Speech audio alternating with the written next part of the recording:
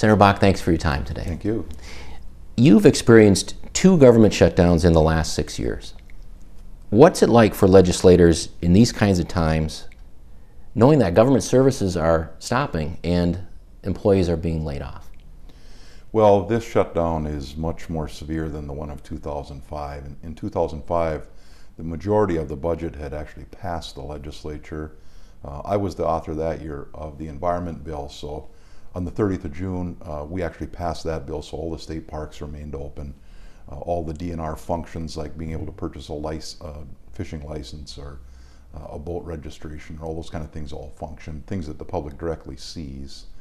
The state government finance bill had passed, so all of the state employees basically were working. There were not a large number of layoffs. I think out of 36,000, about 8,000 or 9,000 were laid off in 2005. This time, out of the 36,000 state employees, about 22,000 are laid off. So this one is much broader, affects a lot of services that weren't impacted in 2005. So I think the public is starting now, I think, to feel the frustration. The initial impact was, of course, as people moved around the state on the holiday weekend. The wayside rests were closed, the state parks were closed. That was kind of the first thing. Now I think that the holiday weekend is over and all kind of the excitement and anticipation of that, and people are getting back into their regular lives, they're going to start to see the day-to-day impacts of things that they won't be able to access.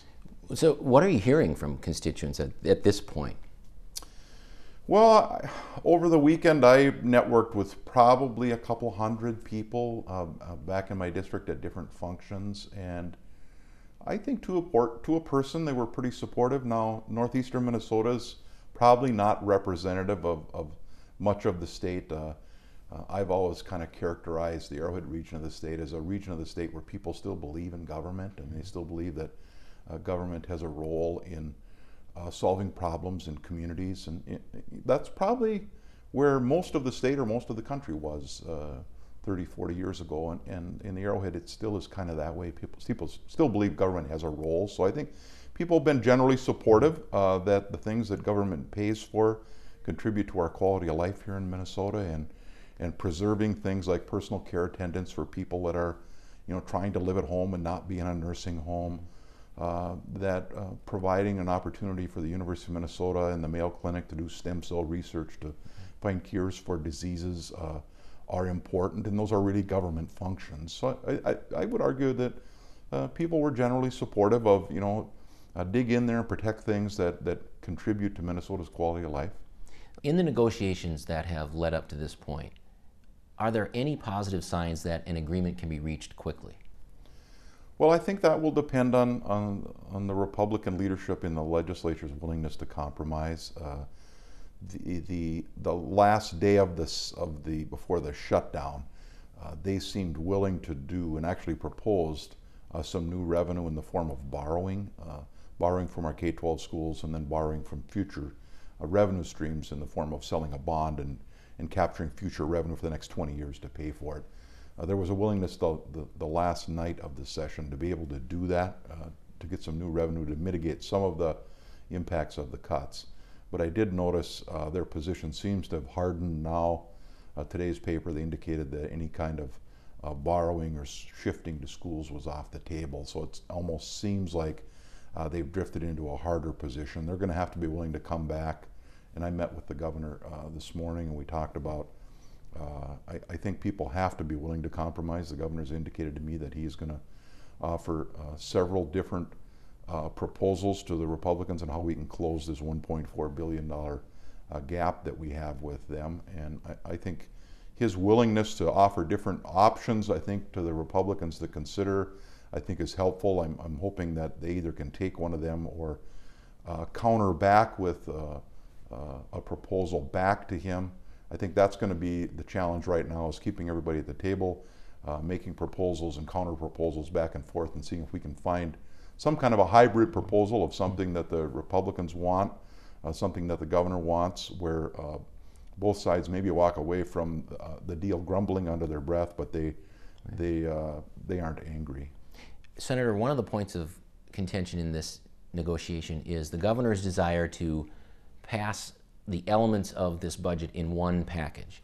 And the Republicans desire to pass individual elements of the budget, those that are agreed upon or can be agreed upon, get those out of the way and work on the more difficult things later. Help people understand why that is significant to this negotiating process. Well, I think the public was misled some in the days leading up to the shutdown. The Republicans continually said that we're so close on several of these smaller budget bills, let's have a special session, let's pass them. But the truth is, even on the bills that we were relatively close on the money on, there were stark differences in policy. I mean, things like the higher education bill, the bill that funds the University of Minnesota and the MnSCU campuses, we were very close to an agreement on how much money we're going to spend, how much we're going to cut, and there were significant cuts in the hundreds of millions of dollars.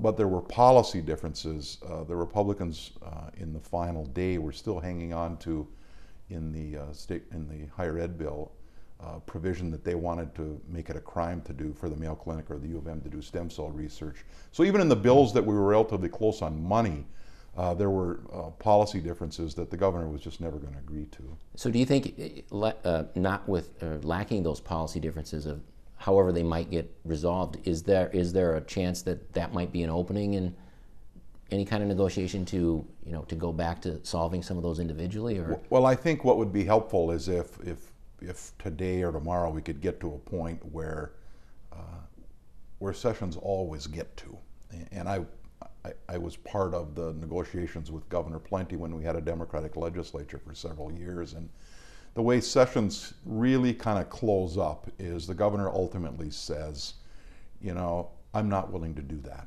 and policy provisions fall on the floor, and you have to put them off until next year, and that's where this needs to get. I don't think we're there yet, that the Republicans are willing to abandon a number of policy initiatives they have. I think that's very important if we're going to find an agreement that policy now goes on the shelf until the next legislative session and we deal with just the budget numbers.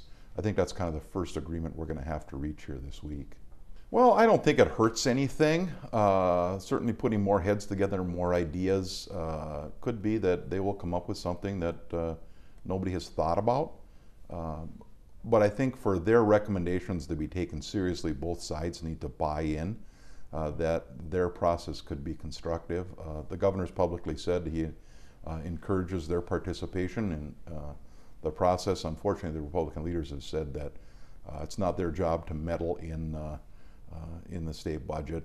I thought it was kind of interesting because they don't want the likes of Arne Carlson or Mondale coming up with proposals, but they seemed to reinforce Governor Plenty when he was in town last Thursday and had a press conference at the airport and suggested that Republicans need to hold their ground. I think it can be helpful, but both sides would be willing to consider what the outcome of it is. Senator, thanks again for joining us on Capitol Report. Thank you.